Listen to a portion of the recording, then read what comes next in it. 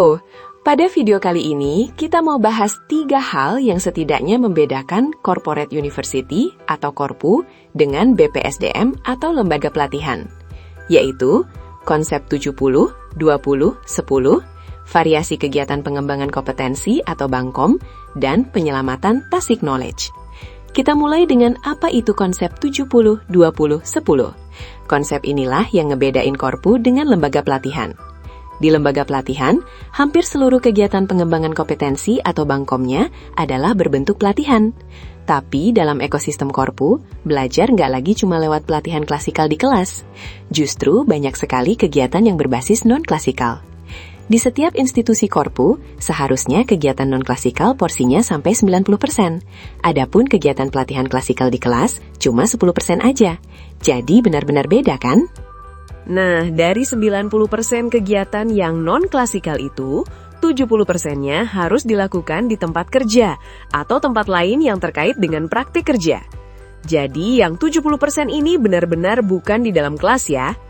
Bentuk kegiatannya macam-macam. Ada yang namanya project assignment, atau ikut dalam gugus tugas khusus atau task force. Ada juga on-the-job training, alias pelatihan langsung di tempat kerja.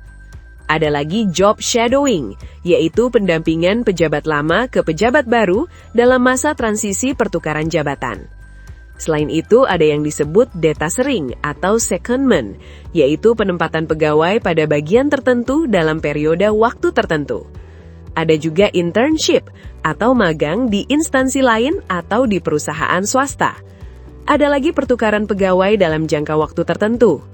Bahkan ada laboratorium inovasi. Dan masih banyak lagi. Intinya, 70% dari anggaran pengembangan kompetensi, bentuk kegiatannya harus seperti salah satu yang disebutkan itu. Banyak banget kan variasinya?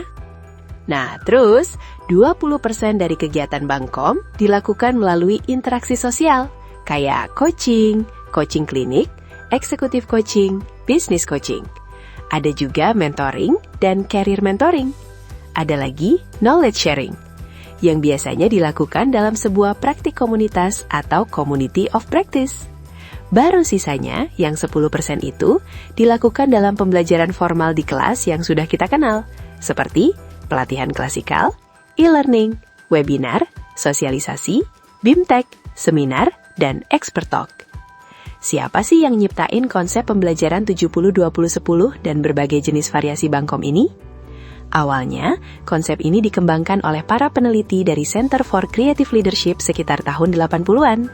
Tokohnya antara lain Morgan McCall, Michael Lombardo, dan Robert Aichinger, yang kemudian dikembangkan lagi oleh banyak perusahaan. Konsep ini intinya sederhana.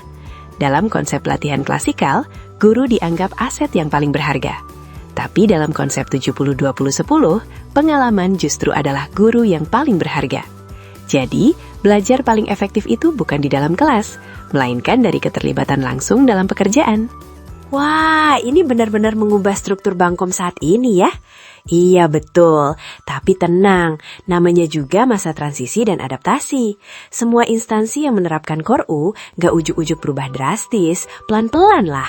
Pada tahap awal, pasti masih ada pelatihan-pelatihan model konvensional. Hanya saja, sedikit demi sedikit pelatihan konvensional itu harus dipacu untuk menerapkan pola 70-20-10 juga, yaitu 10%-nya kegiatan di dalam kelas, 20%-nya dipakai coaching dan mentoring, dan yang 70%-nya dilakukan dalam bentuk penugasan yang terkait pekerjaannya. Ini berlaku untuk seluruh jenis pelatihan, baik pelatihan kepemimpinan maupun pelatihan teknis fungsional. By the way, porsi 70-20-10 itu nggak terlalu saklek ya, itu hanya angka perkiraan saja. Oke, terakhir, dalam ekosistem Corporate University akan ada kegiatan penyelamatan Tacit Knowledge besar-besaran. Di video ke-1 dan kedua, kamu udah paham kan apa itu Tacit Knowledge? Yaitu pengalaman berharga yang masih ada di kepala-kepala para pegawai. Pengalaman berharga ini harus segera didokumentasikan agar gak hilang, karena ini adalah aset paling berharga di sebuah organisasi. Kenapa? Karena ilmu berbasis pengalaman itu gak akan ditemui di bangku kuliahan manapun. Dia lahir dari pengalaman dan best practices di tempat kerja. Terus, siapa yang melakukan pendokumentasian Tacit Knowledge itu? Pada tahap awal, tentu lembaga pelatihan atau BPSDM yang mengkurasi dan mengundang ASN-ASN terpilih tersebut, mulai dari kalangan pelaksana sampai para pejabat di semua levelnya. Tapi, pada perjalanannya nanti, itu menjadi tugas masing-masing unit instansi. Karena dengan menerapkan corporate university, berarti setiap unit instansi siap menjadi organisasi pembelajar. Masing-masing unit itulah yang harus mendokumentasikan tacit knowledge tersebut agar tidak hilang. Adapun BPSDM hanya mengelola dan memastikan bahwa hasil dokumentasi itu dapat diakses dengan mudah oleh seluruh ASN. Jadi nih, di dalam ekosistem corporate university, setiap ASN bukan hanya sebagai pembelajar, tetapi dia juga menjadi sumber belajar. Setiap ASN yang punya pengetahuan, keterampilan, keahlian atau pengalaman, maka dia menjadi sumber belajar.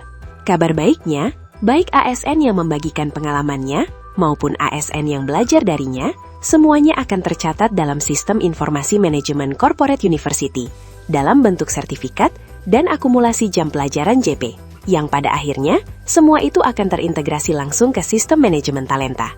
Dengan sistem seperti ini, harapannya sederhana, agar ASN jadi lebih cepat belajar, lebih adaptif, lebih profesional, dan pada akhirnya mampu memberikan pelayanan publik yang lebih baik kepada masyarakat. Oke, terima kasih ya sudah mengikuti pembelajaran ini. Sampai jumpa di kegiatan pembelajaran lainnya.